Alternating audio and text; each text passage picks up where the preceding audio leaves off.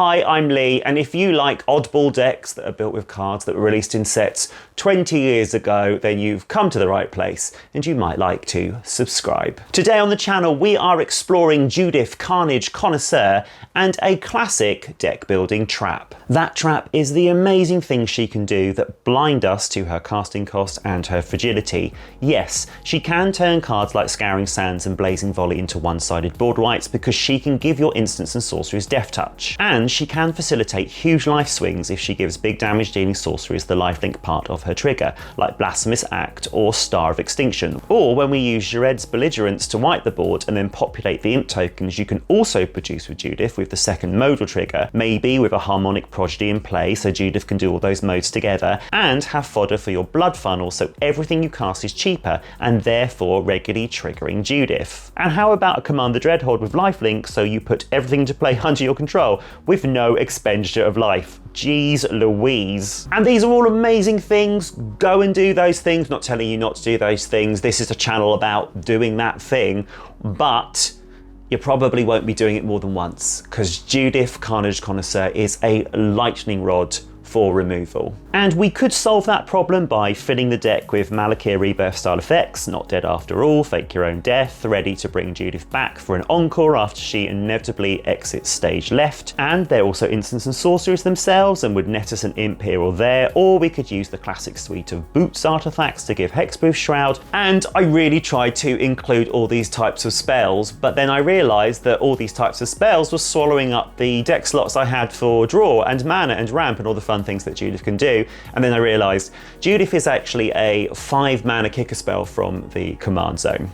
I cast her and until end of turn I can do all those wacky things with her modes, but she's going to die, so I need to treat her as a one shot, and therefore I had to build a deck that kind of synergized with this idea of Judith kind of popping onto the stage and then retreating to her dressing room. Which leads me to my deck list, and I wondered if I might interest you in a 20-year-old mechanic from Champions of Kamigawa that adds the rule text from one instant or sorcery to another, supported by a classic tribe, but classic in Azorius, not Rakdos, which is spirits, but they're spirits that synergize with the spells we are casting. We've also got a 2-card game-winning combo, if that would help.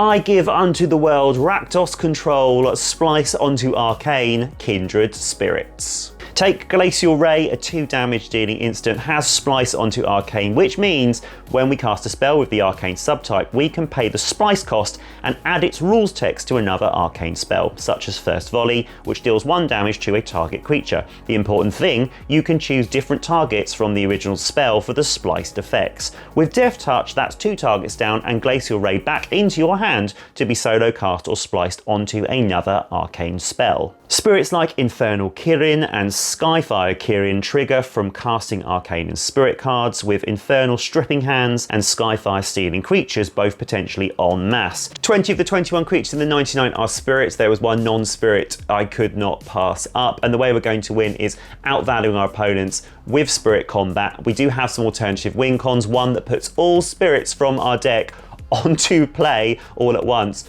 or an upkeep based trigger alternative win con that wins the game on the spot. Removal is key. We are in this for the long game. Hideous Laughter is a splice onto Arcane Sorcery All-Star against token decks and small utility creatures. Tack it onto a 1 mana arcane spell like Lava Spike or Crack the Earth for a repeatable sweep. Sickening Shoal with its alternative casting cost and Plague Rusalka are 2 other -X/-X ways to get around Indestructible and pick off creatures, backed up by Cage Marrow, Thirst to Suffer, and Call for Blood, which works well with any straight imp tokens we might make with Judith. Yuki Onna and Hearth Kami deal with artifacts. We can even deal with lands with Sunder from Within, and at our top end, Choice of Damnations and Ryusei do the big splashy removal that makes games memorable, especially with Choice of Damnations. That decision is a huge test for an opponent sitting comfortably with a big board presence. Hirobi, Death's Well, is a key spirit in the deck with so much targeting it acts as redundancy for Judith's Death Touch trigger,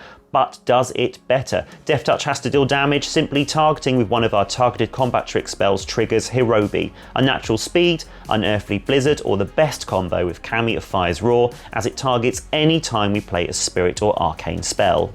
Three other creatures that thrive from the constant casting of arcane and spirit spells are Kami of the Waning Moon, Skullbane Baku, and Thief of Hope. Kami gives a target creature fear, so it can only be blocked by black or artifact creatures. Skullbane Baku builds up Kai counters before -X/-Xing a target creature, and Thief is your standard pain and drain creature. Smash and bash spirits include Kokushu, Junji, and Atsushi for flying beasts and advantageous death triggers with life loss, spirit recursion, discard, ramp, and card advantage. These dragon spirits put in work, and when you want them back, we have creature type recursion with Haunting Voyage, a splice into arcane recursion spell in Soulless Revival, and 2 arcane spells to splice it to Footsteps of the Goyo and Death Denied. But the real reason we have these recursion spells is due to 2 win cons that centre around this hideous spirit Iname death aspect. For 6 mana we can pull all 20 spirits we control into our graveyard from our library, and from there we can choose to Living Death them all into play at once, cast a Dance of Shadows on our subsequent turn and swing in for a fear-based win, or cast Mortal Combat and hope we make it to the upkeep with 20 creatures in our graveyard. What could go wrong?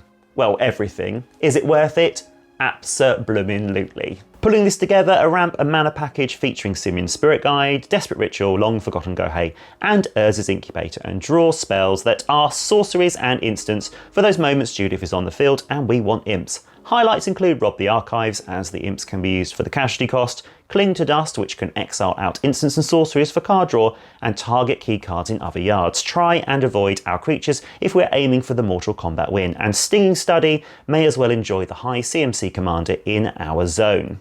Here are some stray card observations. Professor Onyx synergizes with Judith, and I'm a sucker for art that mirrors other art. Judith and Onyx giving Leaning on one hand, side on into camera realness. Spliceable card Overblaze with instant speed double damage. A Crypt Ghast because 31 spells are black in this 100 card pile, and every life lost helps, as does doubling mana from the swamps, and the only non-spirit creature, Toshiro Umezawa, can't not put in a Kamigawa legend that recurs instants. Rakdos control, splice onto arcane, kindred spirits. Whatever next? Well, I'll give you a hint.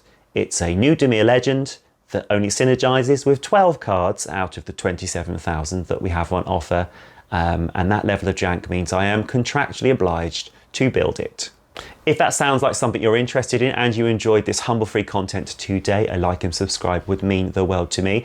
I'm off to fun wrestle with an octopus, and until then, I have been Lee, and this has been MTG Specs.